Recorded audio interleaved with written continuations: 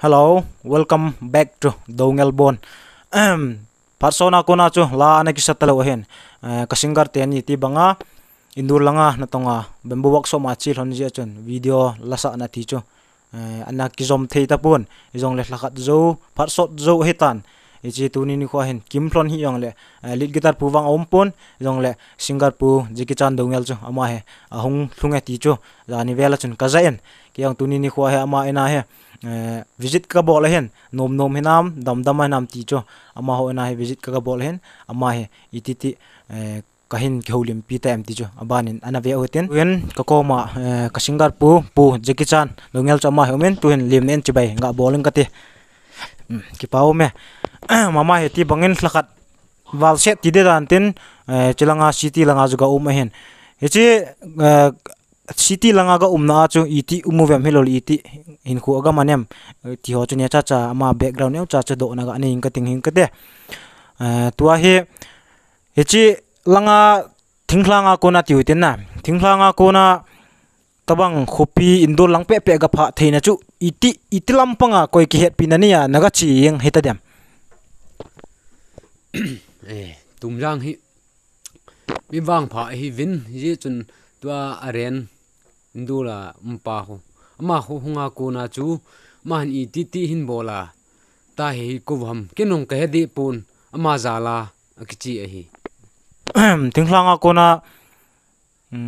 heche tumjanga ko na he lang khopi lang indur lang pe city lang gamu theya hi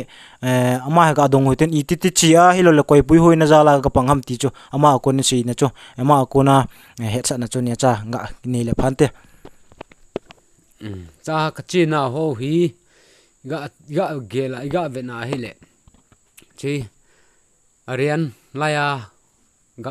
husunguwa hungwa cha vadap le isim na ko na ho ma he anapangin cha ko na hi thu hi anum uma ma ho zala hi kanachi un indur lama tengle himanta ma hin ei puile leu hin line ima si ma chu aren hin amani zala hi kanachi uwa chi city hupi chu muthia ka mu hi ki pau me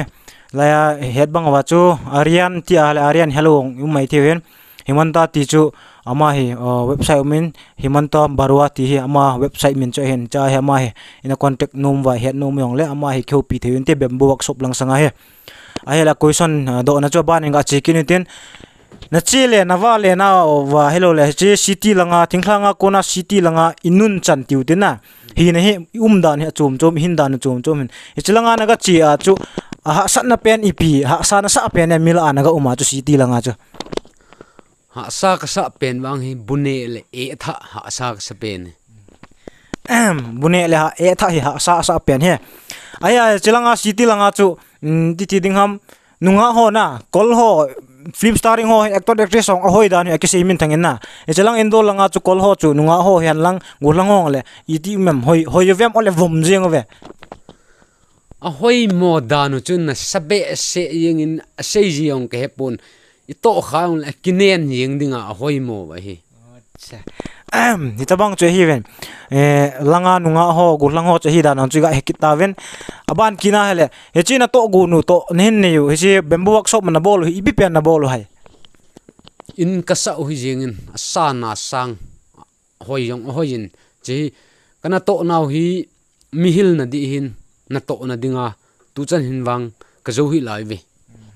to chu project ne yu chu pendinga hin da la ni chi pendinga hen pending hin na la hen hechi lead guitar puti tautin ko amos Dongel long ama he indura omna la he ama ni hin da la lon hen hechi bamboo workshop bol na wa he in asa o hen in hi azo thinglu wa hin da la lon he ahi a le hechi langa na ko na thona chu e ho ko he the ding khana chun dima sau sunga ding he na gam dap loi chu hen na langa chu se ole iti ume asat dan wang chu ninghal jingin ka hlun til wanun sa ka sabe sewin im chaung ka bol thei powin yul la pot pun hai wang asat dan chu kiman chit chu jing ke ho zowa kuna zodap tumjang zodap ma kuna chi je chun ji to ji wang chu ke he powin chom khat kung phan wa mang chun aji ji khung ta ve pau me he theding khana cha tumjang tua silkal pik ti le pik le khu min thang heloven o weather report jinga yong ha dap pian hung ding dan in ta san omen tumjang gama hi adap pian hi yong chu ga he duin tin aban kinin he chi to gun chu finishing hi pun na finishing lo wa chu pendinga chun hinda la ran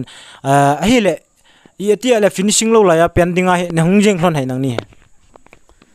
in sung ha sat kitile keini in sung ha sa ki lon ji a chu tua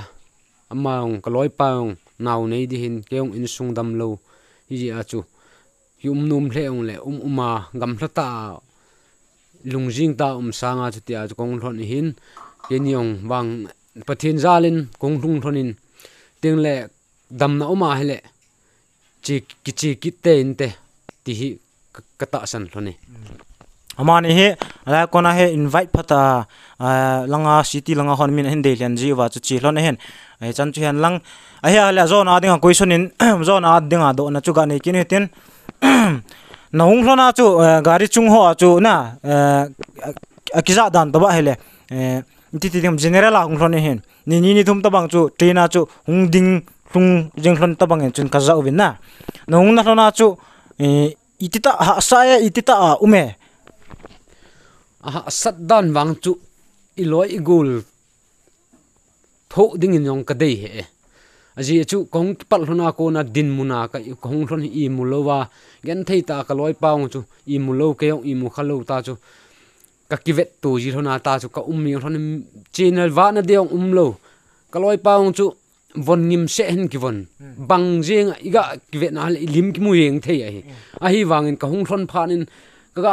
mi tok pelle ta chu ummiung phan goti kung thun hlon le wang chu ke sang ngong avom jing in kaloi pa sang khol chu cha chun sang khol hin khelin kung thon ni me chan chu hen chi level en na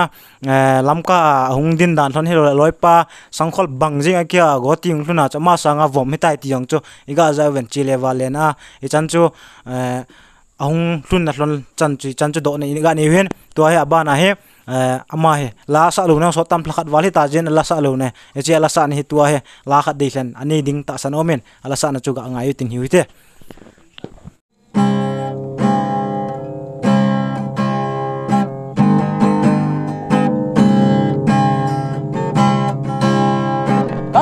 pi le na pun sen ada la le niging moi pi le na pun sen ada la le niging moi oh my darling nei ngai da min pi la ane pota hin in sunga zong pun ta hin na cha ten na kilogen in te pi le na pun sen kada la le niging moi pi le na pun sen kada la le niging moi pun hi le chun ke po lo ding o thi leng niging mo lo ding na pun ka ngai num lo manin o ki ta nge o mai hop le pi le na pun sen kada la le niging moi pi le na pun sen kada la le niging moi in sunga kon po do ing ting pi to bang niging mo hi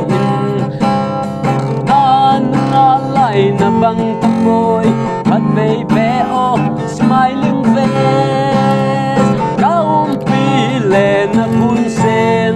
kada la le niging moi pi le na pun sen kada la le niging moi kada la le niging moi tu chun ala dei hlen khat chu tiu hiten lunggela na chinjing khat la chu ngai hla na chu nei ta ven hi chila hi pidinga ama na lunggela tun tua he tunin khwa chi chila ipidinga hin de len ha melole ipidinga chi ko umpile na phun sen ti hina ipidinga hin sa ham ti ne cha ga dongoi te ka pile na phun sen ti lai in sunga tu lai nu pi ho iga pile in sunga aphun jeng jivin iga wa do kilele eiging mo ki novin ji a chu chila he kalung gela mang thelo hi ji a chu ka hin sa he nu pi ho no nangai leo phan te ki pau me la ong changai ma jeng he chi video an ve zo sien hichila ingai na hello le tu chunga hichi ka Singapore langa workshop ma chi na ipidinga chi ham na insunga chu het khat a hen hewanga ipidinga langa chu gapor ham workshop ma na tong dingong chu hinan tin hewanga chu man explanation neu cha hin petan hichi video na ve jo sian jong ji te pa ma chi ho igin mo ta lo di binang team na lenge na chi ka hin nei bin na jideng le khom te ngol leong inui khom en deu khat ve le ala hin sa bang khat ve le smiling face ki ti pa na inei khom pi ji du bo khat ve le loading in nitin phatina inui khom pi ji di binang ka hin team ki no ven hi na jideng le chi video ana ve jo si ave nom ho teng le thanom ho jo si subscribe ana bol lo lai ho no subscribe ne bol pe vin lang jideng le like share and comment chu ne bol pe du ji ki niam jinga nga jing ka he ve ka ki pa lo ne